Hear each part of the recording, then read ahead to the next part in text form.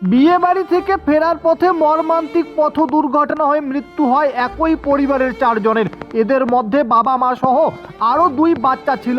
গতকাল রাতে কালজানি কুড়ারপাড় এলাকায় 4 চাকা গাড়িটি নিয়ন্ত্রণ হারিয়ে পুকুরে পড়ে যায়। পরবর্তীতে স্থানীয়রা উদ্ধার করে কোচবিহার মহারাজা জিতেন্দ্র নারায়ণ মেডিকেল কলেজ ও হাসপাতালে নিয়ে গেলে কর্তব্যরত চিকিৎসকরা 4 জনকেই মৃত বলে ঘোষণা করেন। এই ঘটনায় এলাকায় শোকের ছায়া নেমে এসেছে। আজ সকালে ঘটনাস্থলে পৌঁছান জেলা পুলিশ সুপার দ্যুতিমান ভট্টাচার্য। জানা যায় মৃত 2 জন স্বামী স্ত্রী শিক্ষকতা করতেন। একজন বিয়ে বাড়ি থেকে আসছিলেন, তো গাড়িটি রাস্তার পাশে একটি পুকুরে পড়ে যায়।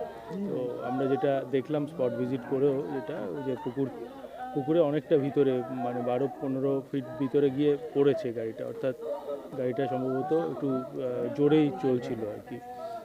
আমরা এসেছি তাদের বাড়িতে, বাড়ির পরিবারের সাথে কথাবার্তা বললাম যাতে পোস্টমর্টম এবং অন্যান্য অফিসিয়াল কাজগুলো তাড়াতাড়ি হয়, সেটা আমরা ব্যবস্থা করছি।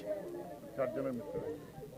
4 জনের মধ্যে স্যার কি অনুমান করছেন, কি কারণে এই দুর্ঘটনাটা? এটা আমরা আমাদের ট্রাফিক ব্রাঞ্চ ওখানে দেখছে, তারা ওটাকে আমরা স্কিড মার্ক ইত্যাদিগুলো দেখছি।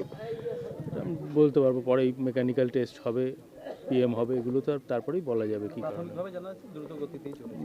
সম্ভবত তাই।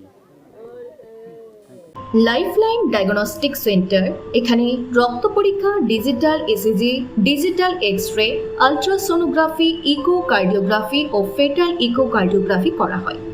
এছাড়াও বাড়ি থেকে রক্তের নমুনা সংগ্রহ করা হয়। আমাদের ঠিকানা ধূপগুড়ি ডাউকিমারি রোড, নেতাজি পাড়া, বন্ধন ব্যাংকের পাশে।